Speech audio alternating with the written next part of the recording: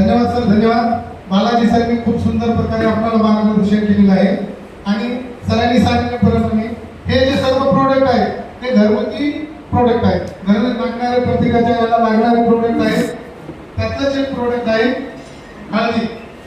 ही हळदी पावडर जी सरांनी स्वतःच्या घरामध्ये शेतामध्ये तयार करून आपल्यासाठी केले आहे. कशाने केलेलं आहे? त्याच्यामध्ये केमिकल वापरलेलं नाही, विदाउट केमिकलचं ऑर्गॅनिक पद्धतीने तयार केलेलं आहे. आणि त्यांनी सांगितलेलं आहे जसं आपण परभणी जिल्हा झालं, नांदेड झालं, वसमत तालुक्यात सगळ्यात शेती प्रधान नंबर 1 शेती कुठली असते? वसमत तालुक्यातली. तर हे ऑर्गॅनिक पद्धतीने प्रोडक्ट कसं केलेलं आहे त्याच पद्धतीनं आपल्या कंपनीच्या शेतीशी सुद्धा काही प्रोडक्ट आहेत, अतिशय उत्कृष्ट रिझल्टचे प्रोडक्ट आहेत.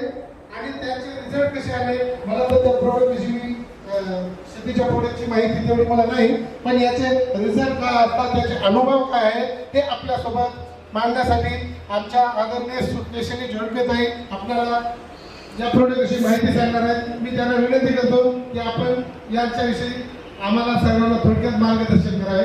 सुकेशनी ताई प्लीज कम ऑन.